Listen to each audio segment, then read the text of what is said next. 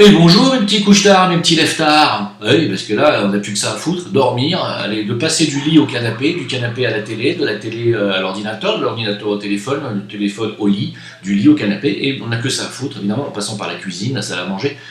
Enfin, c'est comme ça va être comme ça un certain temps, préparez-vous, enfin, autant vous y faire, voilà, ça va durer. Hein, donc, prenez les vacances, de toute façon, je pense que vous n'aurez plus tellement l'occasion d'en prendre derrière, je vous expliquerai pourquoi.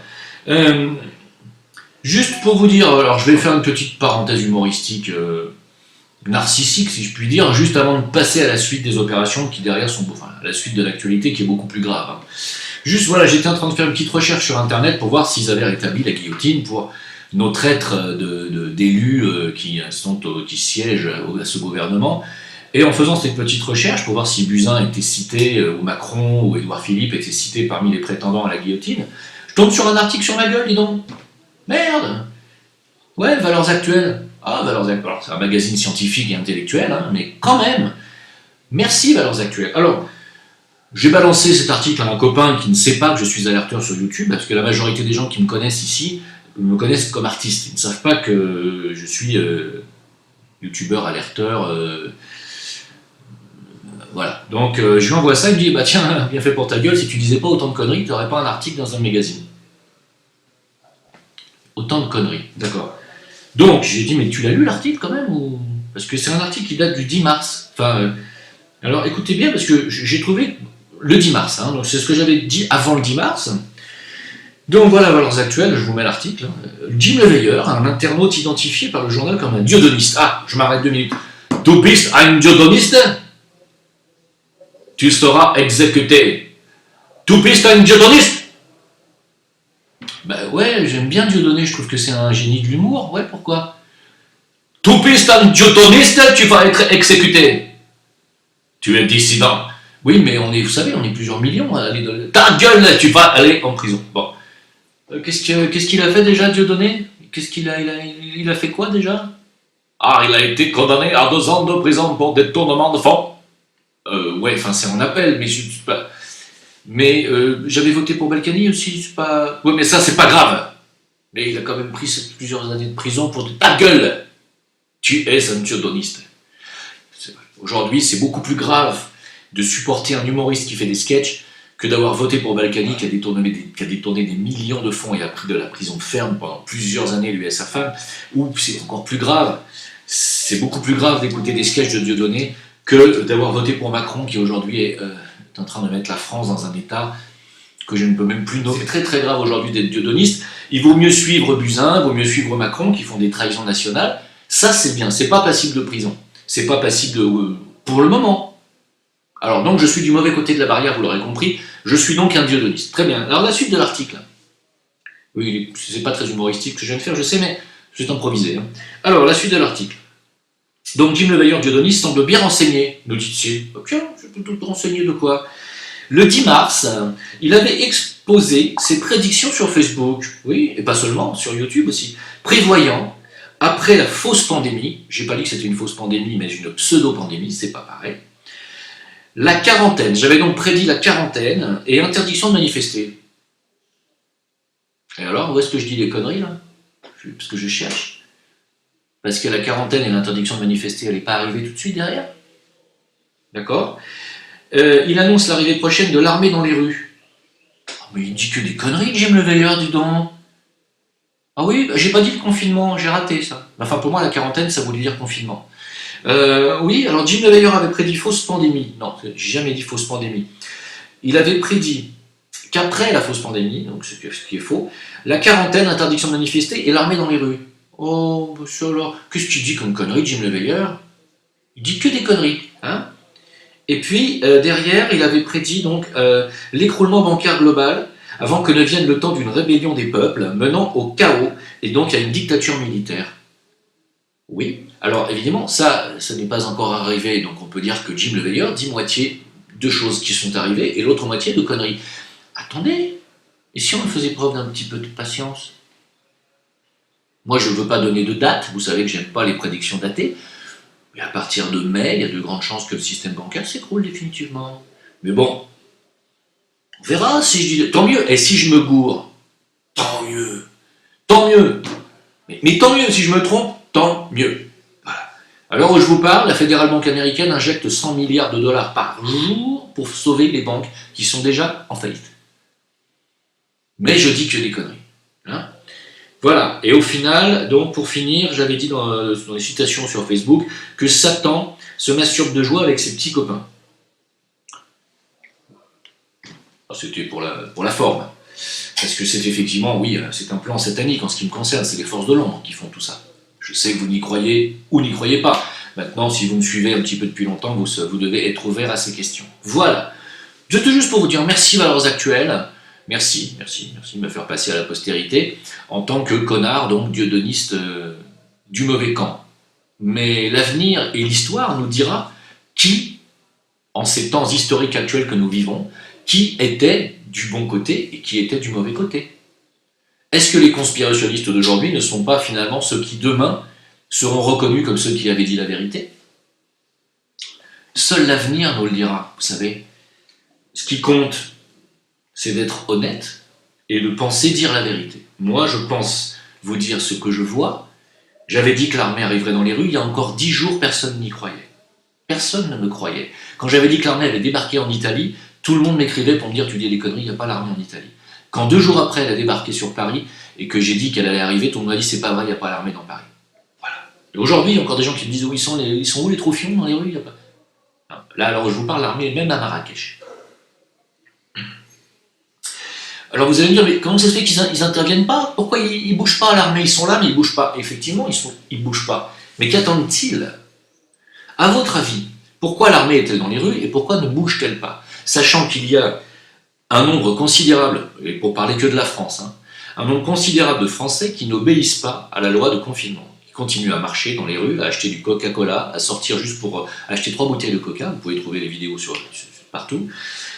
Donc ils n'en ont rien à foutre du confinement, ils ne comprennent pas que c'est dangereux. Hein? Et ça, moi j'ai jamais dit l'inverse. C'est dangereux. Là, on est aujourd'hui face à un virus dangereux, virulent. Voilà. Donc, pourquoi les gens, l'avenir nous dira qui avait raison, qui avait tort dans ces temps historiques que nous traversons actuellement. Nous traversons des moments historiques. Alors, j'ai malheureusement des mauvaises nouvelles à vous annoncer. Je vais commencer par ça, parce que j'estime qu'il faut leur rendre un hommage. Vous savez que donc le ministre de la Santé, j'ai du mal à dire cette appellation, mais le ministre de la Santé vous a annoncé le décès du premier médecin hospitalier du coronavirus. Et je sais qu'il y a des infirmiers et des infirmières qui sont aujourd'hui aussi infectés. Bien entendu, condoléances à la famille, et je trouve que c'est un moment terrible, un moment de deuil, des gens qui se vouent aux autres et qui risquent leur vie parce qu'il n'y a pas assez de masques, il n'y a pas assez de protection, et que ce gouvernement a tout fait pour qu'on se retrouve dans une situation dangereuse, aussi bien pour les citoyens que pour les citoyens, docteurs, médecins, urgentistes, infirmiers, infirmières. Et ça, c'est la faute du gouvernement. Donc, bien entendu, il y a aujourd'hui des plaintes pour crimes contre l'humanité contre Buzyn, qui est une plainte qui a été déposée, enfin, c'est pas une plainte, c'est une pétition qui a été lancée par Stéphane Blay et moi-même, que vous pouvez trouver le lien sur mon Facebook, et je vais la mettre d'ailleurs sous cette vidéo. Je vous conseille d'aller la signer. Il y a un collectif de médecins aussi qui a fait une plainte contre Buzyn et Édouard Philippe. Donc un jour, il va falloir rendre des comptes. Je veux dire, toutes ces personnes qui sont déjà mortes et celles qui vont bientôt mourir à cause de ces négligences volontaires, je le dis clairement. Elles devront rendre des comptes, ces personnes. Voilà. Je ne vais pas récapituler tout ce que j'ai déjà dit, mais Buzyn a quand même fait a passé la chloroquine sous ordonnance le 13 janvier, alors que jusqu'à présent, cette chloroquine a toujours été sans ordonnance. Alors qu'en janvier, elle disait qu'on n'aurait pas le virus en France, et que 2 mois après, elle nous avoue que depuis janvier, elle savait que ça allait être une hécatombe. Donc elle savait que ça allait être une hécatombe en janvier, mais elle a passé la chloroquine sous ordonnance, alors que c'est pratiquement impossible d'avoir un rendez-vous avec un médecin sous confinement. Donc d'avoir une ordonnance. Hein? Pareil pour la liposomale, pareil pour la vitamine C injectable, essayez d'en trouver en France. Je vous souhaite bon courage. Voilà, vous allez comprendre que ça aussi, ça n'est pas normal. Sachez que les Chinois ont principalement soigné leurs patients et leurs infectés du coronavirus par l'injection de vitamine C intraveineuse. Hein? Il n'y en a pas en France. Voilà, vous ne pourrez pas en trouver. Essayez même de commander simplement de la vitamine C liposomale ou acérola buvable, enfin mangeable, vous verrez que vous n'en trouverez pas non plus. Voilà. Donc ça, tout ça, c'est des manquements, mais ce ne sont pas des manquements involontaires. C'est comme depuis un mois et demi, les commandes de masques ont été arrêtées en France. Les commandes de gel hydroalcoolique ont été arrêtées. Un mois avant l'épidémie française. Tout ceci est fait exprès. On a demandé aux forces de l'ordre d'enlever leurs masques pour interpeller les gens. Ceci est fait exprès. Alors, qu'est-ce qui se passe pendant ce temps-là?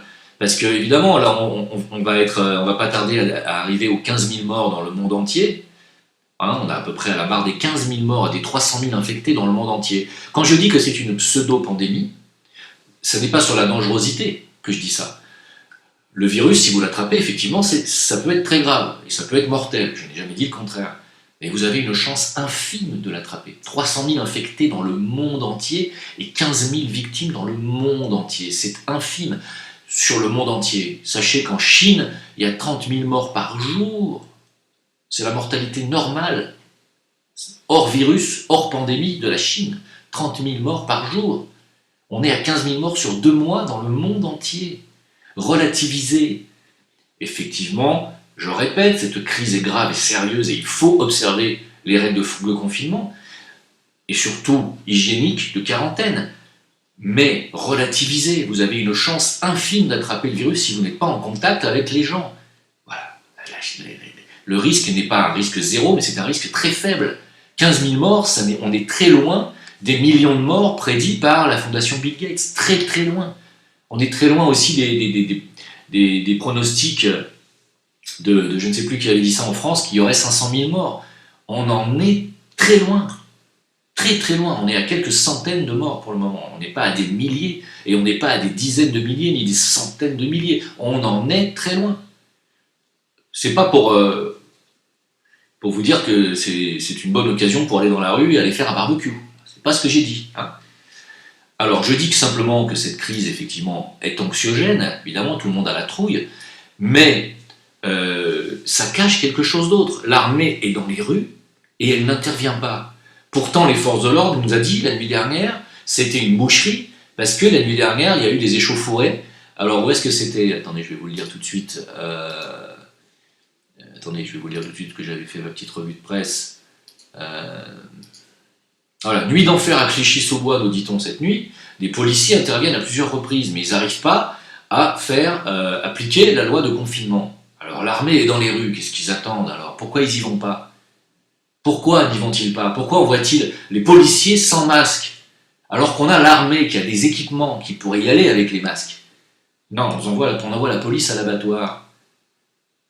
Pourquoi l'armée n'intervient-elle pas alors qu'elle est déployée? Alors, moi je dis, cette armée est là pour une raison, et que pour l'instant la raison n'est pas encore là. Écoutez, c'est juste un raisonnement personnel, hein. Bien entendu, vous n'êtes pas obligé de me croire. Hein. Mais c'est un raisonnement. Si effectivement on prend en considération que d'ici quelques semaines, quelques jours, peut-être quelques mois, arrive la faillite bancaire généralisée, la banqueroute des banques, et qu'un matin vous voulez, avec votre papier d'autorisation, vous décidez d'aller faire vos courses, qu'entre-temps la banque a fait faillite, que vous voulez payer par carte et que vous ne pouvez plus parce qu'il n'y a plus rien sur votre compte, que vous ne pouvez pas retirer de l'argent au distributeur parce qu'il n'y a plus rien dans votre banque, que ça a fait faillite. C'est arrivé en Argentine, n'oubliez pas. Je vous laisse deviner ce qui va se passer quand vous ne pourrez plus acheter à manger. Ce scénario est catastrophiste, mais si jamais il arrivait, est-ce qu'à ce moment-là, ça ne justifierait pas la présence de l'armée qui pour le moment est là, mais ne bouge pas? Vous ne croyez pas qu'à ce moment-là, le peuple pourrait se rebeller vraiment contre le gouvernement et serait tenté de faire, non pas une guerre civile ou de s'entretuer, même s'ils le feront pour du Nutella, mais peut-être aussi de faire une révolution et de chasser le gouvernement et de prendre le pouvoir? Vous ne croyez pas que l'armée, dans ces cas-là, sera la bienvenue et qu'ils se diront « on a bien fait de la déployer 2 mois avant ». Je vous dis, ces gens-là ont toujours un temps d'avance. Ils déploient l'armée, elle est aujourd'hui dans les rues, mais elle n'intervient pas.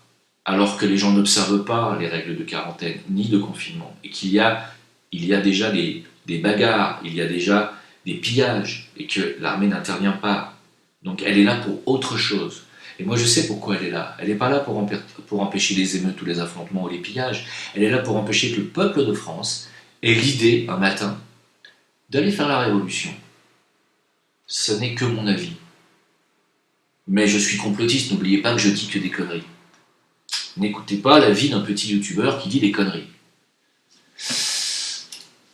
Encore une fois. Alors l'avenir me dira si c'est moi qui ai été trop loin dans mes prévisions ou si oui, finalement j'avais bien vu.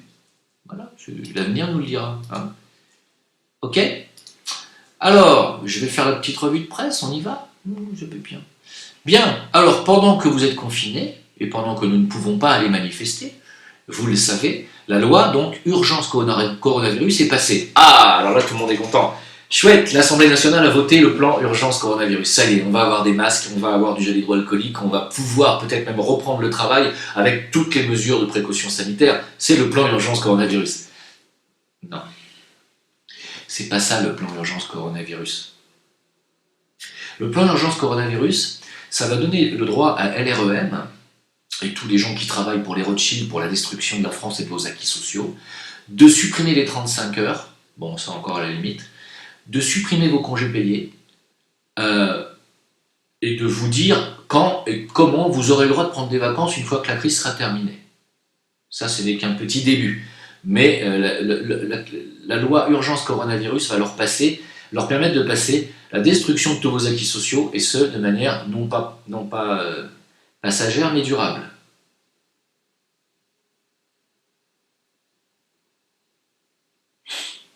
Évidemment, le fait de ne pas pouvoir aller travailler et de bloquer toute l'économie d'un pays, comme ça se passe en France aujourd'hui, aura des répercussions économiques gigantesques. Vous vous en rendez bien compte. Pas seulement sur le plan national, mais aussi sur le plan personnel, pour vous-même. Et pour les petites entreprises. Je connais des tas de gens qui sont gérants de PME, PMI, et qui, si ça s'éternise, vont être clairement dans la merde. Hein. Mais au-delà de ça, les répercussions nationales économiques vont être terribles. Et bien sûr, il est hors de question d'imaginer qu'une fois la crise passée, dans 1 mois ou 2, vous pourrez aller prendre vos vacances au mois de juillet au Lavandou. C'est pas la peine d'y penser. Voilà. Les congés payés.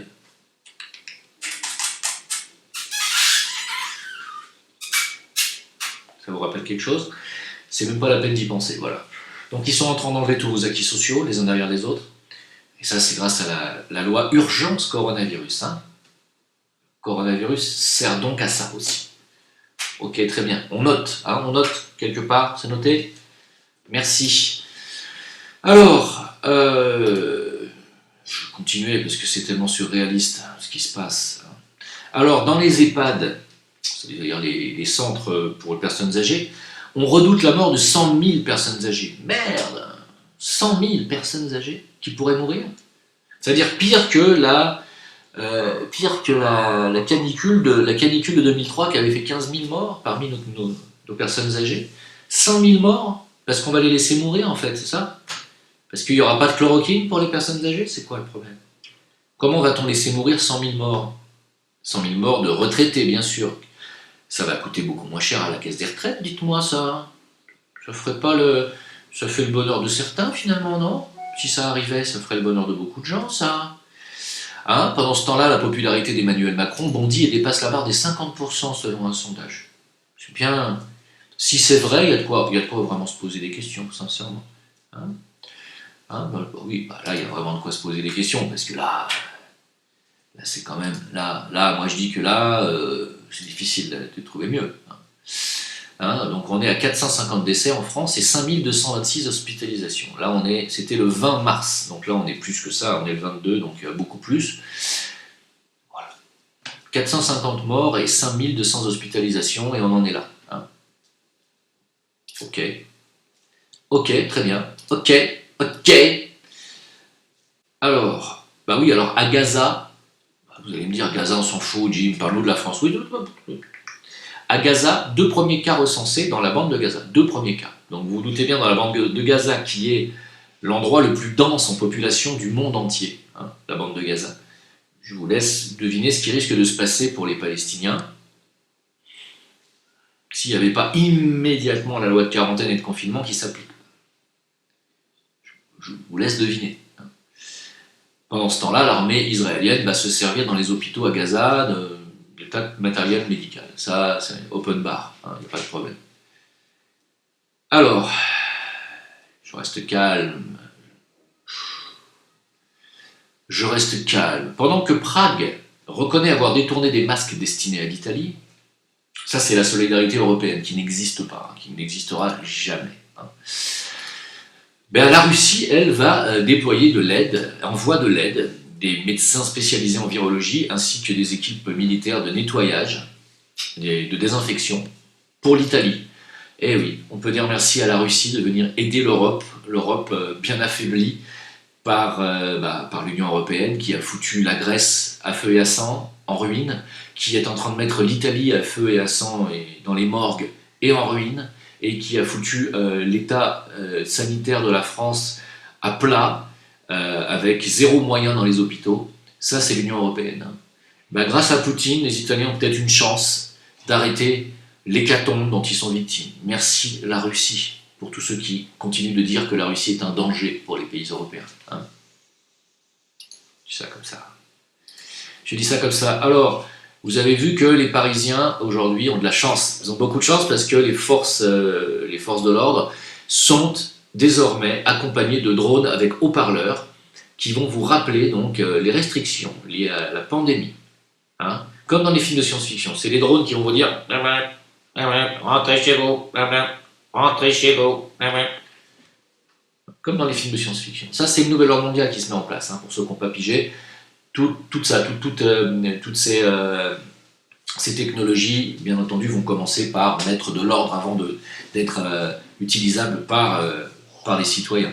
Ça va être les technologies au service de l'armée et les forces de l'ordre avant toute chose, pour créer la dictature qui arrive, et puis l'intelligence artificielle qui prendra ensuite derrière votre place dans les hôpitaux aussi, puisque vous savez qu'en Corée du Sud, par exemple, ils ont mis des appareils extrêmement sophistiqués pour tester les coronavirus en moins de 3 heures dans des cabines extrêmement technologiques et avancées. Et grâce à cette technologie, ils ont pu limiter la pandémie en Corée du Sud et avoir un nombre de mortalité extrêmement faible.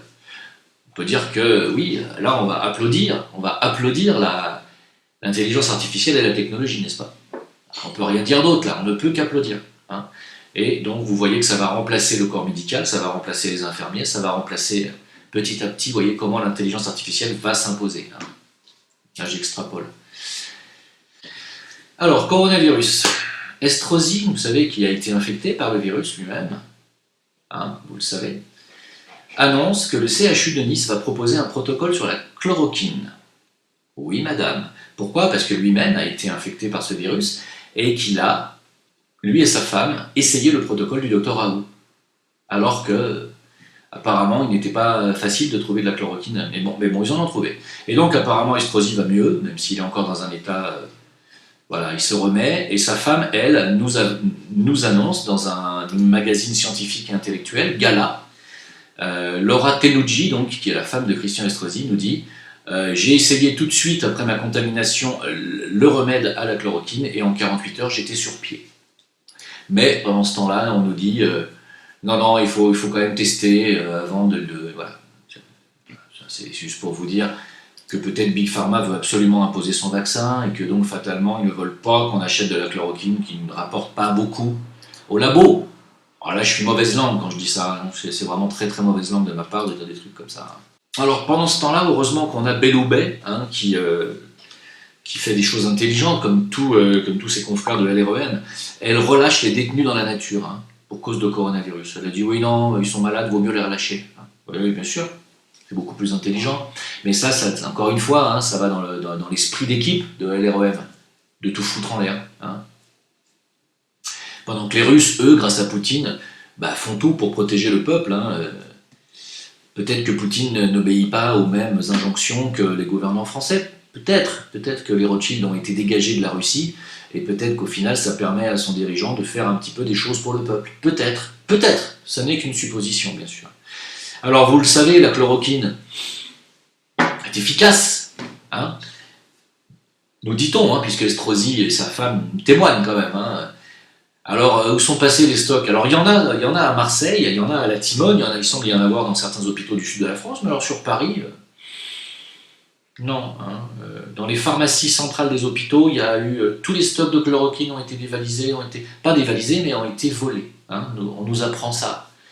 Il n'y a quand même qu'en France que ça arrive, ce genre de choses. Hein. Ça n'arrive pas ailleurs dans le monde. Hein. Encore une fois, je vous laisse réfléchir à savoir si c'est volontaire ou pas. Hein. C'est vous qui voyez. Évidemment, une chercheuse espagnole en biologie vous dit « Vous donnez 1 million d'euros par mois à un footballeur et 1800 euros à une chercheuse en biologie. Vous cherchez maintenant un traitement. Allez voir Cristiano Ronaldo ou Messi et ils vous donneront un remède. » Bah oui, à force d'avoir encensé la merde aussi bien en matière de sport, de divertissement que de musique, vous vous retrouvez aujourd'hui avec des gens qui n'ont pas de moyens et avec l'incompétence au pouvoir. Vous vous retrouvez avec la médiocrité au pouvoir.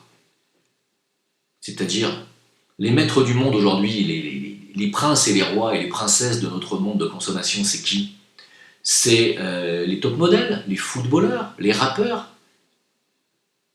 Ce que moi j'appelle la merde. Eh oui, c'est comme ça que je l'appelle. Alors, oui, le peuple se gargarise sur The Voice, se gargarise sur... alors, je ne critique pas les candidats de The Voice, il y a des très très bons chanteurs dans le tas, et j'ai même une amie qui... Voilà, mais peu importe. C'est pas ça la question, c'est qu'à force d'encenser des choses médiocres et des choses qui ne font pas émerger des artistes, qui ne font pas émerger de vraies carrières, ni de scientifiques, ni de génie médical, ni de génie de la recherche scientifique, mais qui font émerger que des stars du football, qui ne font que mettre une baballe dans un filet, ben voilà où on en est aujourd'hui. Il faut s'interroger sur une société décadente par rapport finalement à ses choix et à ses passions et à ce qui les intéresse. Une société se caractérise par ce qui la nourrit. Notre société de consommation se nourrit de merde en permanence et en temps de crise actuelle grave, où on doit revenir à des valeurs sérieuses, j'allais dire des valeurs d'adultes, on est paumé. Pourquoi? Parce que ça fait des décennies qu'on vit comme des gosses. Des gosses gâtés qui n'ont pas eu son match de foot de la journée. Ah, il a plu, la rencontre a été annulée. C'est tout ce qui intéresse les gens. Donc aujourd'hui, oui, on se retrouve avec un hôpital délabré, avec des infirmières qui meurent, des médecins qui meurent, parce qu'il n'y a plus de masques. Voilà. Tout le monde doit s'interroger sur sa responsabilité personnelle aussi, hein, par rapport à la médiocrité ambiante, j'ai envie de le dire. J'ai une information de dernière minute qui vient de tomber, c'est une information France 3 télévision, qui dit donc, et je vais vous la lire en direct, donc par rapport au coronavirus bien sûr, une préconisation d'un groupement de gendarmerie qui dit donc à ces gendarmes, vérifiez vos assurances vie. Alors pourquoi? Alors, vous pouvez voir dans l'article, puisque de toute façon le port du masque de protection n'est prévu que pour les militaires ayant les symptômes, vous avez compris, quand je vous ai dit que les militaires avaient des équipements, ils ont des équipements, mais pas pour les forces de l'ordre, donc pas de port du masque lors des contrôles, vous avez compris, pour les forces de l'ordre, et donc tout en bas, la GGD vous dit, vous conseille de vérifier vos contrats d'assurance, notamment les bénéficiaires de vos assurances vie. C'est clair ou pas pour vous? Attendez-vous à mourir, c'est ça que ça veut dire en clair. Ok? Et après vous allez me dire que c'est pas fait exprès tout ça? Est-ce que j'ai été clair dans cette vidéo? J'espère. Voilà. Écoutez, merci beaucoup de m'avoir écouté. Merci beaucoup pour votre soutien. J'espère que ça va bien pour vous. Et courage, solidarité. Voilà, c'est tout ce que j'ai à dire, quelle que soit votre religion, vos origines, votre couleur de peau, soyez solidaires. Voilà. Je vous remercie beaucoup pour votre attention. Bye bye. Pour contacter Jim Leveilleur, envoyez votre email à jimleveilleur@gmail.com.